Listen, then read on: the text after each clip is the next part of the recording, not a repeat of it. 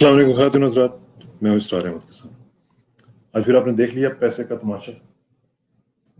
आज तो सब कुछ वाज़े होकर सामने नज़र आ गया कि पाकिस्तान का निज़ाम हुकूमत या निज़ाम सियासत ये किस किस्म का है। देखिए, कुछ चीज़ें बिल्कुल वाज़े नज़र आ रही थी, साफ पता चल रहा था कि क्या होने जा रहा है। पता था पैसा चलेगा, पता था कि वीडियोज़ आने के बावजूद ये लोग नहीं रुकेंगे। अगर टेस्टिंग ऑपरेशंस डिज़ाइन किए गए, सब कुछ हुआ, बड़ा अच्छा तरीके से मैनेज किया गया। लेकिन जिन लोगों ने तय कर लिया हुआ था, खरीदने वालों ने भी और बिकने वालों ने भी, कि वो बिकेंगे, ये साफ नजर आ रहा था और वो बिके। और कुछ लोग तो इतनी ढटाई के साथ बिके कि उन्होंने कहा कि हम नहीं वोट देंगे।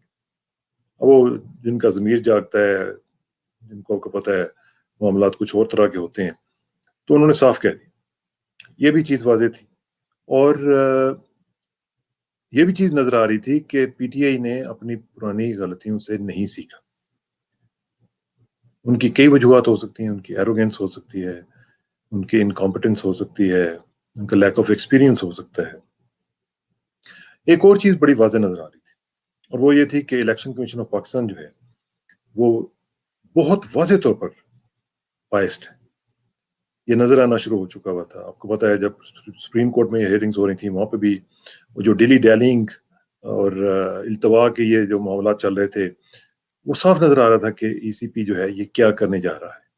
उनके चेयरमैन साहब का स्टाइल, उनका सब कुछ पता चल रहा था कि वो कहीं हक़ खिदमत अदा करने की कोशिश कर रहे हैं।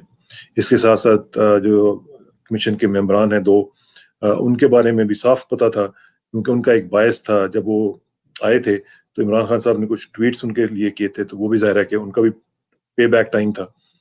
तो ये चीज़ें साफ नज़र आ रही थी। ऊपर से आप देखें कि जो वोट्स रिजेक्ट हुए हैं, यानी क्या मज़ाक़ खेज़ी का एक इंतहा का एक नमूना है। यानी मिनिस्टर्स आपने ऐसे रखे हुए हैं, मैं हैरान हूँ कि क्या लेवल है उनका, जिनको ये नहीं पता कि वोट कैसे डालना है। भई, आपको पता है कि अगर इसमें इतनी बड़ी स्टेक्स हैं सिलेक्शन में, तो आपको तो रोज़ाना इन लोगों की, नालायकों की क्लासेस लेनी चाहिए थी। इनको बताना चाहिए था कि आपने पेपर कैसे फ़ोल्ड करना है, आपने उसके ऊपर क्या-क्या लिखना है। इनको अज़बर कराना चाहिए था। ये इतने डम्बेस्ट ऑफ द डम्ब हैं कि जिनको ये नहीं पता कि वोट कैसे डालना है। शहरयार अफरीदी साहब बड़े दोस्त हैं हमारे, लेकिन फॉर गॉड सेक, शायद शहरयार अफरीदी, आपने तो लेट डाउन किया प्राइम मिनिस्टर को, आपने लेट डाउन किया है पूरी पीटीआई को, और आपने लेट डाउन किया है उन पाकिस्तानियों को जो कि पाकिस्तान में एक बेहतर माहौल देखना चाहते हैं। और फिर आपने जाके तमाशा किया, जी मैं ये कर रहा हूँ, मैंने मैंने वो साइन कर दिया। तो आपके अगर इतने आपके नर्वी आप हैं, तो you don't deserve to be a minister then, you don't deserve to be even an MNA.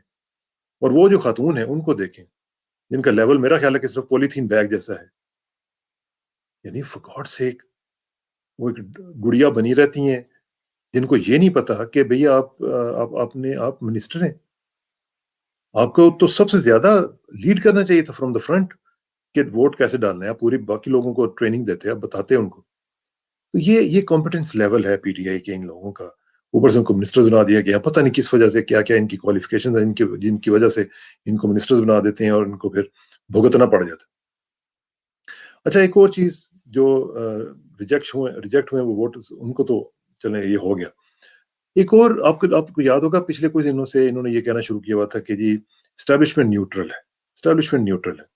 उससे 2 दिन पहले तक ये कहते थे कि सिलेक्टर्स ने सब कुछ किया है, सिलेक्टर्स ने सब कुछ किया है। ये कैसे इनको पता चला कि वो न्यूट्रल है? ये एक बहुत बड़ा क्वेश्चन मार्क है।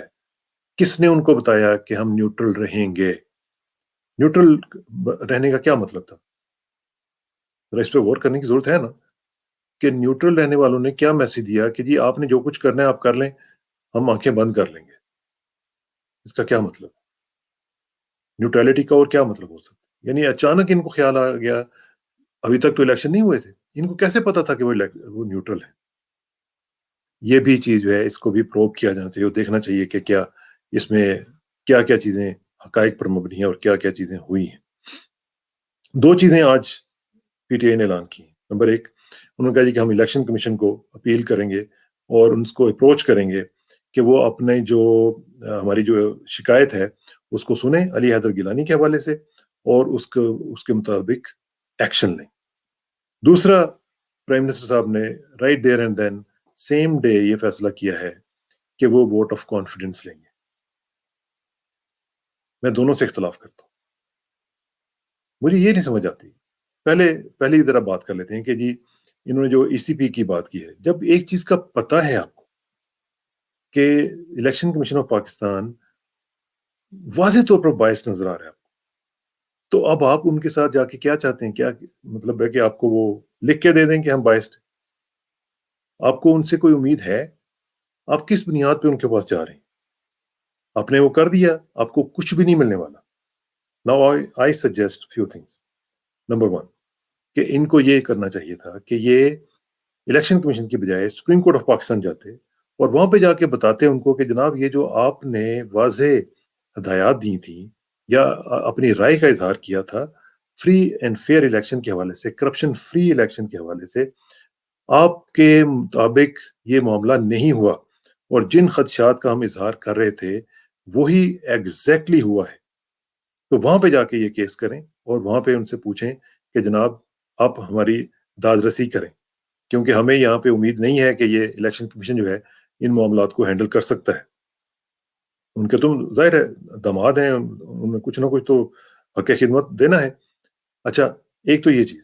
دوسرا, یہ جو انہوں نے اعلان کیا پرائم منسٹر نے سیم ڈے, مطلب آپ کے پیچھے کو پڑا ہوا تھا, تو کو مگر لگا ہوا سی کہ جی تسی اج ہی فیصلہ کرنا ہے.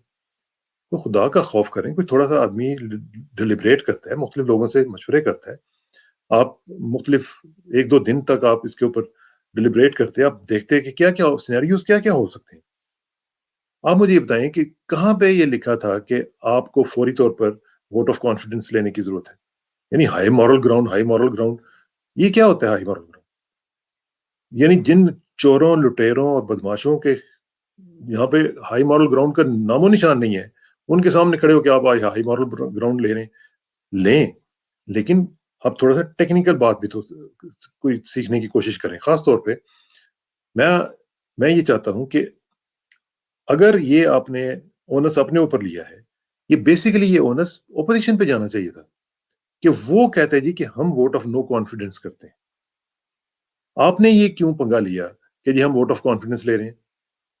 دیکھیں نا, اگر تو اس خاتون کو 174 ووٹس نہ ملتے پھر آپ کہہ سکتے تھے جی ہاں جی آپ کانفیڈنس لوز کر گئے ہیں ایوان کا. لیکن ایوان ایک طرف آپ کو پورا کانفیڈنس دے رہا ہے 174 ووٹس دے کے, تو پھر آپ کو کیا مصیبت پڑی ہوئی تھی کہ آپ یہ کہتے؟ ہاں, اپوزیشن کو یہ کہتی کہ جی ٹھیک ہے, آپ نے جو ایوان کا اعتماد ہے وہ لوز کر دیا, آپ کو 164 ووٹس پڑے ہیں, اس لیے آپ کی میجورٹی ختم ہو گئی ہے, ہم یہ پروو کریں گے کہ آپ کے پاس میجورٹی نہیں ہے.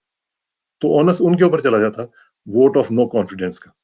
تو یہ 2 چیزیں میں بتانا چاہ رہا ہوں کہ آپ کو اس طرح نہیں کرنی چاہیے تھی جس طرح آپ نے کیا ہے, اور یہ آپ کا غلط فیصلہ ہے.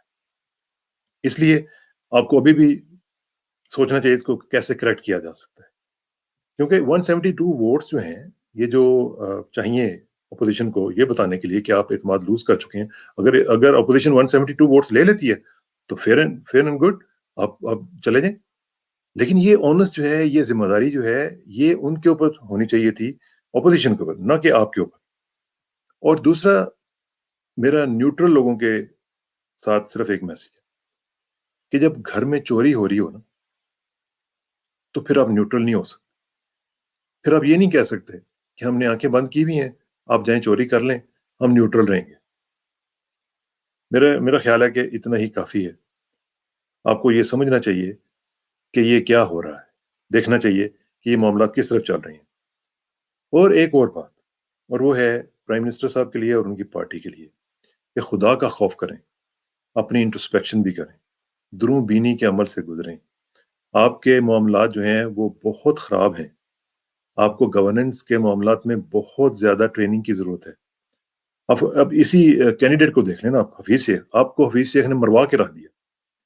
یعنی کوئی آپ کے پاس اور کوئی کینڈیڈیٹ نہیں تھا, آپ کی اپنی کوئی تھنکنگ نہیں تھی, آپ کو یہ پتا نہیں تھا کہ اس بندے کا کیا بیک گراؤنڈ ہے.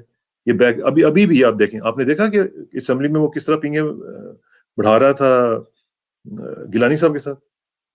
یعنی ان کو پتا ہے کہ اگر کل کوئی ان کی حکومت آ گئی تو میں پھر آ جاؤں گا ان کے پاس. تو इस तरह के लोगों के ऊपर बैंक करके आपने अपना बेड़ा गर्क करवाया, अपनी पार्टी का बेड़ा गर्क करवाया और अपने लाखों करोड़ों जो आपके फॉलोअर्स हैं उनकी उम्मीदों के ऊपर पानी फेरा। तो थोड़ा सा अपना खुदा का खौफ करें। अपने इर्द गिर्द जो अपने ये अजीब अजीब किस्म के बाउडे और पता नहीं क्या क्या और जुल्फी और पता नहीं अजीब अजीब नाम जो है आपने इकट्ठे किए हुए, ना जिनका कोई पता है ना जिनकी कोई कमिटमेंट है, कोई इनकी क्वालिफिकेशन नहीं है, इस तरह के लोगों को आपने बढ़ाया हुआ है, इन लोगों को प्रमोट करते हैं। अपने फैसले खुद करें। अगर आपने आईएमएफ के कहने पे, वर्ल्ड बैंक के कहने के ऊपर और कुछ न्यूट्रल लोगों के कहने के ऊपर इस तरह की कैबिनेट्स बनानी है, तो फिर यही होगा जो आज हुआ है। Be yourself. ऑस्कर वाइल्ड ने कहा था ना, be yourself, everyone else is already been taken. तो इसलिए आप खुदा का खौफ करें और अपनी भी जो आपकी दुरूबीनी का अमल है उसमें से गुजरने की कोशिश करें, अपने मामलात को ठीक करें और वोट ऑफ नो कॉन्फिडेंस जो है वो उनको करने दें, बजाय कि आप वोट ऑफ कॉन्फिडेंस लेते फिरें। हाई मॉरल ग्राउंड जो है वो दूसरी जगहों पे दिखाएं जहां पे दिखाने की जरूरत है।